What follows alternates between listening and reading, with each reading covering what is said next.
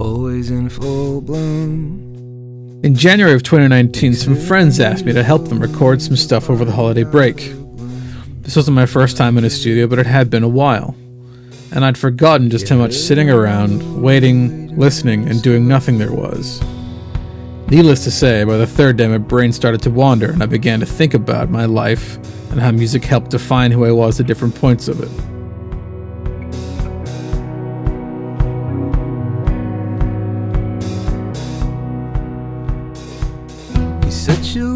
Hi, I'm Josh. This is me at about age 10.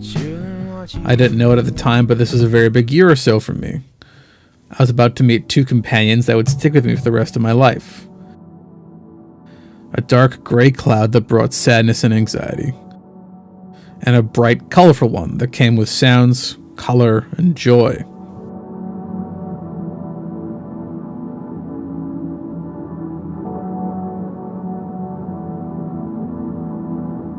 Around this time, loneliness began to spiral into other areas of my life. Things just seemed less worth doing. My parents, who wanted the best for me, took me to get analyzed by a child shrink. And while I'm thankful they did this, this was the first time I could ever remember thinking something was wrong with me. Maybe I did need help.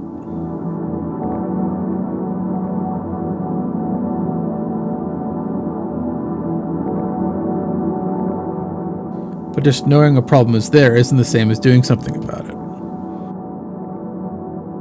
The first chance I got to breathe came from my elementary school, deciding that every student needed to try and play an instrument.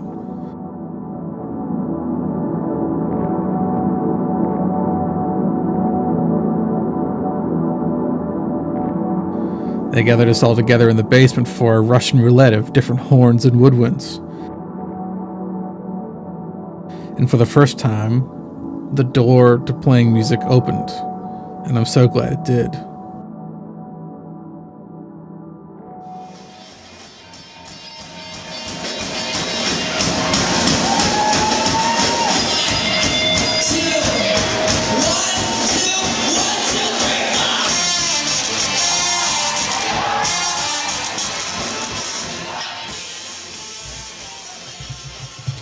By the time I was halfway through high school, I was skipping classes to play gigs, making money on weekends rather than doing my homework. I collected so much joy from those blood, sweat, and tears shed while playing that it didn't matter that school was awful. The band kept me going.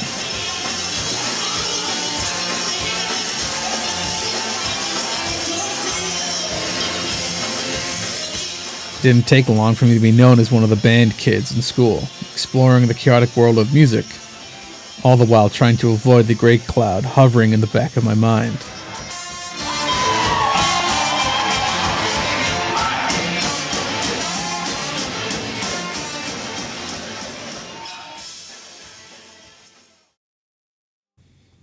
As any self-respecting 20-year-old would, I sought to strengthen who I knew myself to be. In a fairly desperate attempt to get a free education and to figure out some of my roots, I hopped on a 20-hour flight back home to Australia. The land of sunlight and friendship.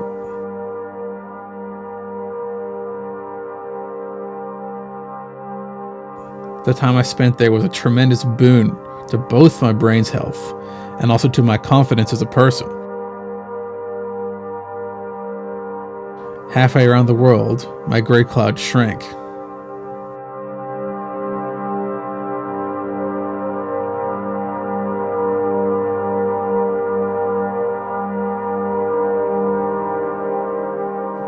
Because of how good I was feeling, it got to the point that I felt the urge to play in front of people again.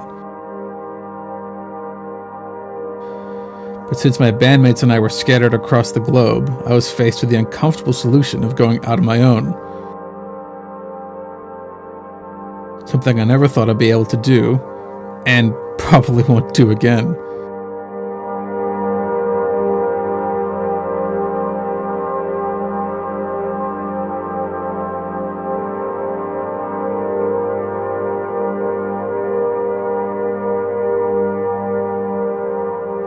That's not to say the cloud went away, but its presence was certainly diminished in me.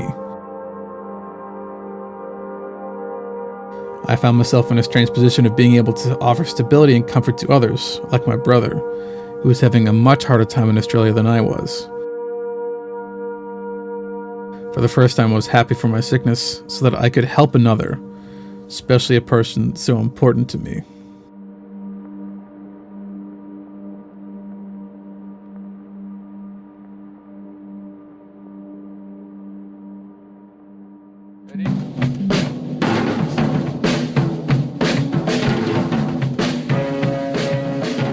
After a few years, it was time to come back to Canada again. My family was missing me, and there was work there.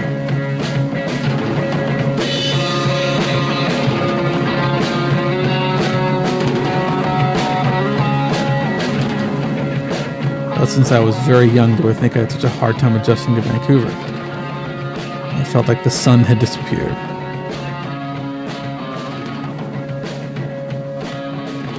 One of the few rays of joy was continuing to make music with some new people. Sanity savers.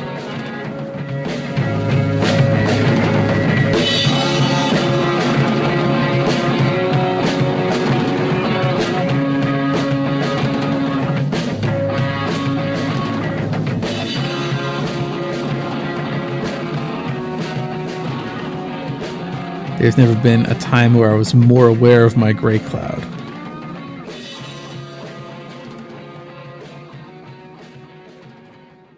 My anxiety and depression began to spread and spiral into other areas of my life. It started to feel like all the goodness that I'd gained was being drained away by life and work.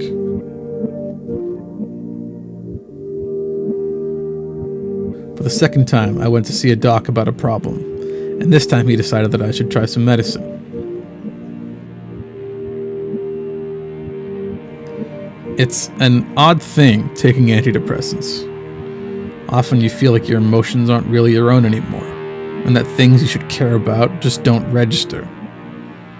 Sure, you don't feel as sad anymore, but you certainly don't feel as happy either. In my life, there are two clouds, one gray and heavy, one light, bright, and colorful. Sometimes they shrink, sometimes they grow too big. But I'm thankful for both of them, because without them, well, I just wouldn't be me.